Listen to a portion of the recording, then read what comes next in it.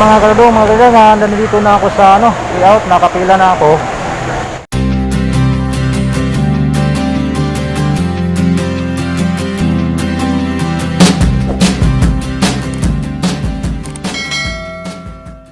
Hello everyone, welcome back to my YouTube channel.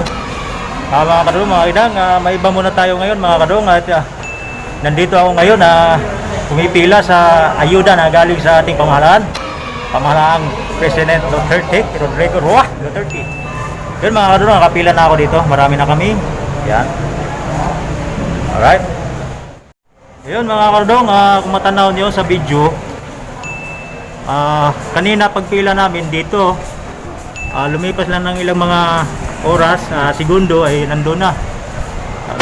Nakarating na dun sa kabilang dulo.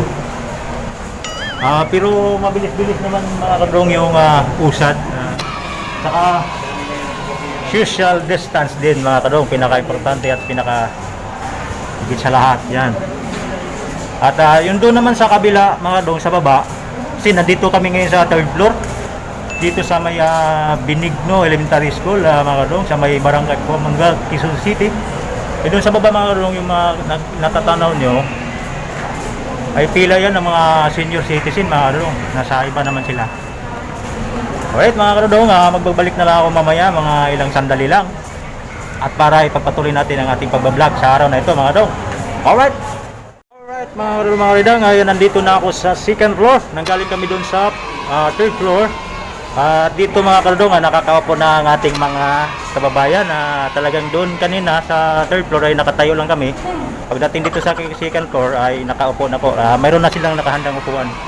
At para na rin sa may mga mahihinang tuhod, nakaka-relax na rin sila mga kadong. Kaya ganoon kaganda ang pamamaraan ng ating mga pinaukulan dito sa may Barangay Commonwealth, Quezon City. Alright mga kadong, magbabalik na lang din ako ulit. At subaybayan niyo ako mga kadong, mga kadang. Alright. Alright mga kadong, dito na mga kadong, nakaupo na ako. At saka may naalala ako dito mga kadong, nung nag-aaral pa tayo ng grade 1, grade 2, grade 3, basta elementary hanggang high school. Ganito pa rin mga kadong kung maalala mo. Pero ang sa kanila dito mga kadong, bago ngayon ay mga plastic at may mga kahoy no?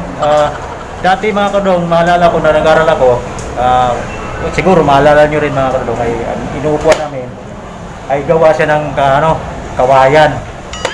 Tapos tabla dito yung para pagsusulatan natin mga kadong, maalala mo yan mga kadong, di ba? Napakaganda. Lahat ng kami dito mga kadong ay nakaupo na. Bukod doon na sa taas ko mga kadong, kasi walang upuan doon Dito lang sa 2nd floor lang mayroong mga upuan na mga kadong na nakahanda para sa mga pumipila. At kukunin na nila yung kanya-kanyang mga kaayuda mga kadong. Yan. Tumayo na sila doon mga kadong. At uusog na kami doon. Napunta doon mga kadong. Alright mga kadong, mga kalidang, andito na ako. Ano ko na tong ID ko at saka SAP form. Ibibigay ko na to sa mga namamahala dito. At yung tagal naman natin ng pila mga kadong doon sa 3rd floor at 2nd floor, medyo mabilis at maganda naman yung kanilang pag-a-assist ng mga pumipila para makuha yung mga kanya-kanyang mga SAP at ayuda, no? Napakalaking bagay yun mga kadong, dahil marami nawalan ng trabaho ngayon at mabilis yung pila namin mga kadong kanilang. Maganda yung kanilang pamamalakad. Saka di mainit.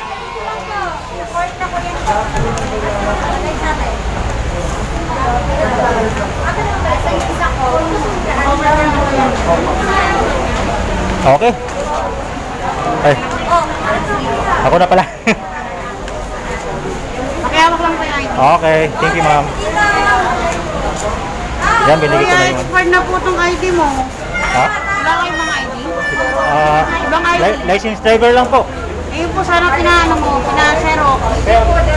Ito lang din kasi yung Hindi po. Yung expired na ito. license ID mo, pwede po yun pa-xerox po. Balik ka po sa akin pagka-xerox mo na.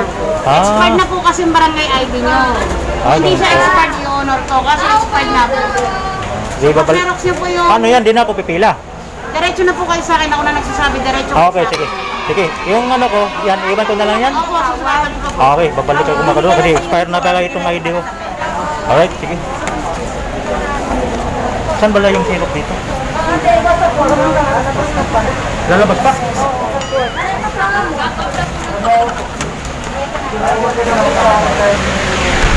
Palpak.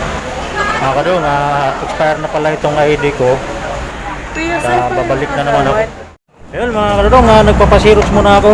Dahil expired na pala yung barangay ID ko, kaya dapat natapos na ako eh. Di ko na tingnan yung barangay ID ko, kaya di ko alam na expire na pala. Ayun, nagpapasirox muna yung gwardiya dito. Hindi naman ako pwede lumabas kasi dito na ako sa loob. Pag lumabas ako, malayo yung ikutin ko. Pabalik na naman ako doon sa pila. Pero sabi naman doon ng ano, yung mag-a-approve, babalik na lang ako kagad-agad sa kanya para siya na yung bahala. Kahit na mga kadong, kabayanan nyo na lang, magbabalik na lang ako mamaya pagkatapos ko at mag-payout na. Kasi yun na naman ang problema, yung Ay, maraming salamat sir ha. Pang-sigarilyo na lang sir ha. Sir, salamat sa iyo ha. Salamat. Alright mga kadong, dito na po yung ID natin. Salamat ni sir, siya yung lumabas para mag-Xerox. Alright mga kadong, balik na tayo dun sa ano, para maaprubahan na itong atong natin form. Alright mga kadong, nandito na ako sa ano, payout, nakapila na ako. At kung makikita nyo naman siguro mga kadong sa likuran ko ay payout na rin yan sila mga kadong. At nandito na yung form natin. Yan. Ito, payout na yung pera natin sa alitan ang galing sa gobyerno. Okay. Ayan si Sir siya yung nagkaroon mga kalodong sa ating payout. Baka kailangan ng ID. Opo. Ano pangalan sir? Christopher Gonzales sir. Christopher Gonzales.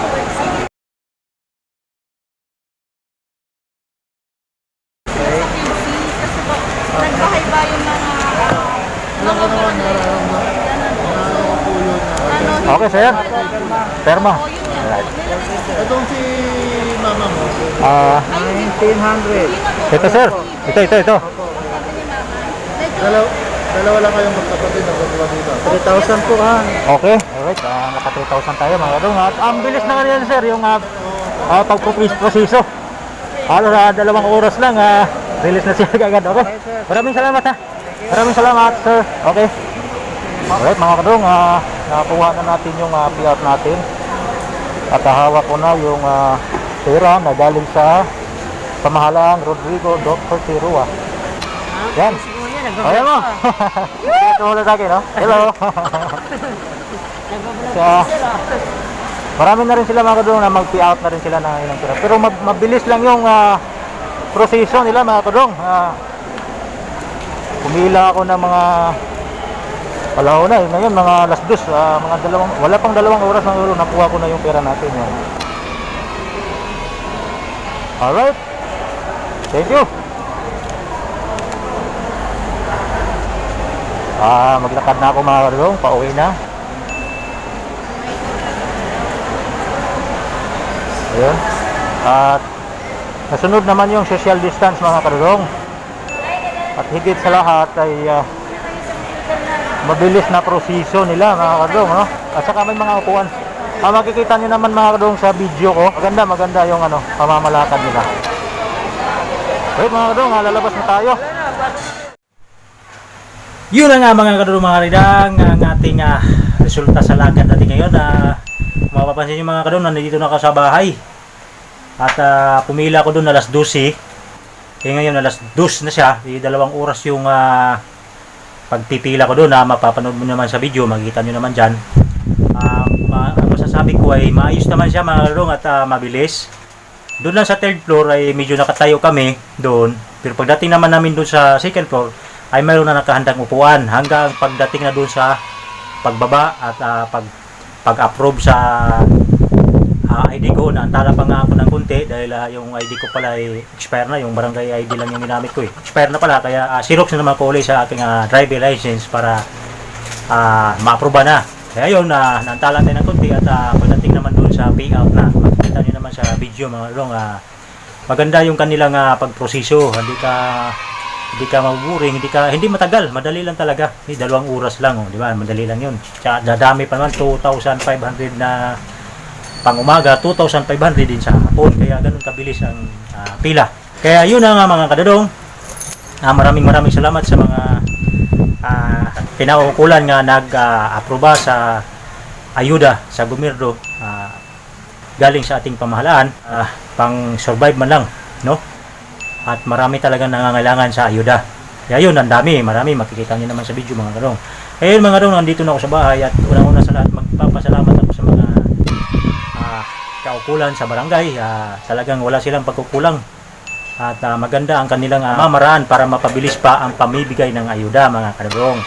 Kaya shout out sa lahat ng ating mga frontliners, lalo na sa ating mga kasamahan sa barangay. Maraming salamat sa inyo at sa ating kapitan dito sa may barangay Commonwealth, Quezon City. At wala talaga akong masasabi at talagang masasabi ko lamang ay maganda ang kanilang pamamalakad.